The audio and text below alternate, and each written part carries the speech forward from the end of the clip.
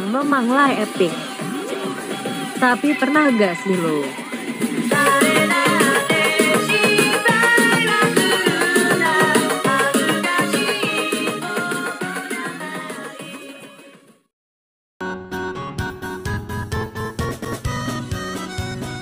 Senpai sekarang state makuri kara.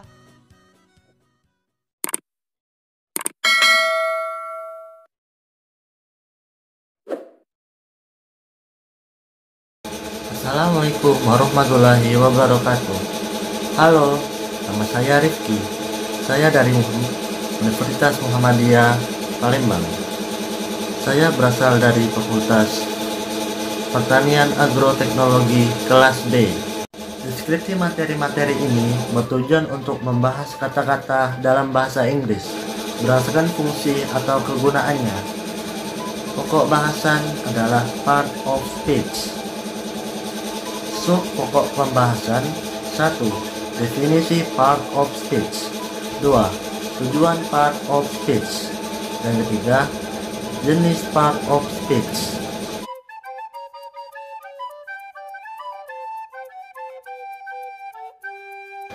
Part of speech dalam bahasa Inggris berarti jenis-jenis kata atau kelas-kelas kata. Disebut parts of speech karena bagian-bagian dari ucapan atau bagian-bagian kalimat ke dalam beberapa jenis kelas yang berbeda terdiri dari noun atau kata benda, pronoun kata ganti, verb kata kerja, adjective kata sifat, adverb kata keterangan, preposition kata depan, conjunction kata hubung, interjection kata seru.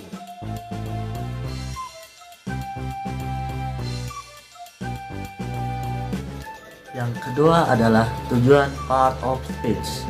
Dalam sebuah kalimat terdiri dari beberapa jenis kata.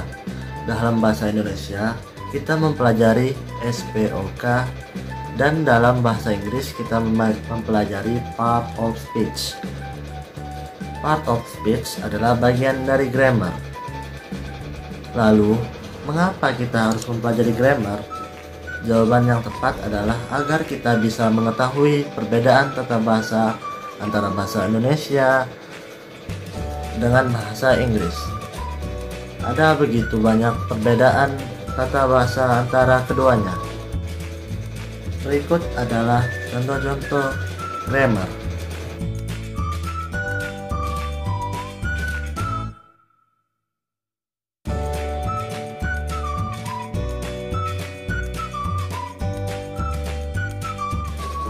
Tiga, jenis part of speech. Yang pertama adalah kata benda atau noun. Jenis kata pertama yang akan saya jelaskan adalah kata benda atau noun. Untuk memahami tentang kata benda atau noun, Anda harus mengetahui jenis kata benda dalam bahasa Inggris terdiri atas kata benda berwujud concentrate nouns dan kata benda tidak berwujud disebut abstract nouns.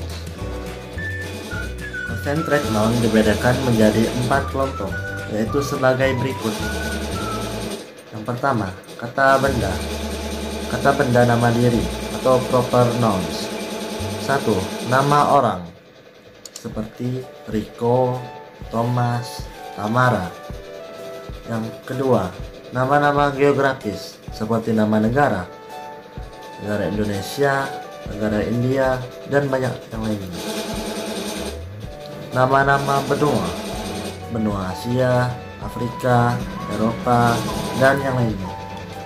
Yang kedua adalah kata benda umum atau common nouns. Kata benda umum memiliki arti kata benda yang digunakan untuk merujuk pada benda-benda yang sering kita temui dalam kehidupan sehari-hari, seperti buku, meja, tas, dan lain-lain. Yang ketiga, kata benda material atau material nouns. Kata benda jenis ini merujuk pada benda-benda yang bersifat material yang berada dalam lingkungan keseharian kita. Misalnya, emas, perak, perunggu, dan yang lain. Yang keempat, kata benda kolektif atau collective noun. Kata benda kolektif adalah jenis kata yang merujuk pada pengertian benda yang bermakna majemuk. Berjumlah lebih dari satu, biasanya merujuk pada kumpulan orang, sekawanan hewan, atau benda. Seperti pada kata grup dan komite yang mengacu pada kumpulan orang. Setelah pembahasan tentang kata benda yang berwujud atau yang disebut concentrate noun, sekarang kita beralih ke kata benda yang tidak berwujud atau abstract noun, yang berarti kata benda yang tidak bisa dilihat dan diraba, seperti halnya dengan kata benda yang berwujud. Kata benda tidak berwujud ini biasanya cenderung merujuk pada pengertian yang tidak terlihat oleh panca indera kita, seperti yang tertuang dalam sebuah paragraf berikut. Terdapat beberapa aturan untuk membentuk kata benda yang tidak berwujud, seperti abstract noun. Ini antara lain dan dapat dibentuk dari kata kerja atau verb, kata sifat, adjektif, dan kata benda, nouns. Penjelasan tentang aturan pembentukan kata benda tidak berwujud ini saya uraikan ke dalam beberapa kolom berikut ini. Hal yang perlu Anda ketahui dalam pembentukan abstrak noun dari kata kerja dapat dilakukan dengan memberikan akhiran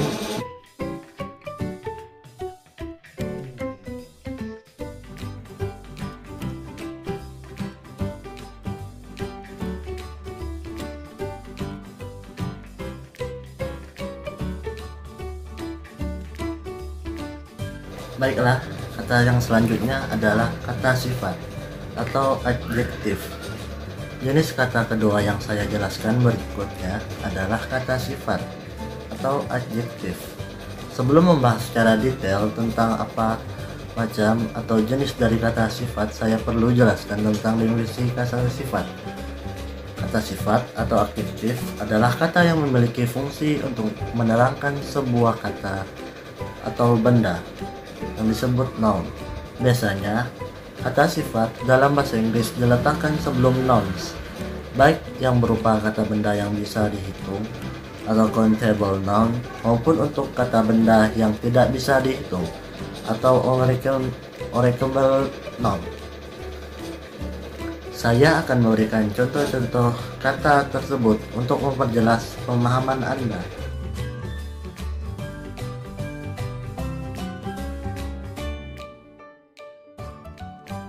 Selanjutnya adalah kata kerja atau verb. Pembahasan kata berdasarkan fungsinya. Yang ketiga, berkisar tentang kata kerja atau verb yang memiliki peran sangat penting dalam bahasa Inggris. Yang selanjutnya adalah kata keterangan atau adverb. Untuk memperjelas pemahaman Anda, perlu saya kemukakan jenis-jenis adverb, yaitu sebagai berikut. Begitulah materi dari saya. Assalamualaikum warahmatullahi wabarakatuh.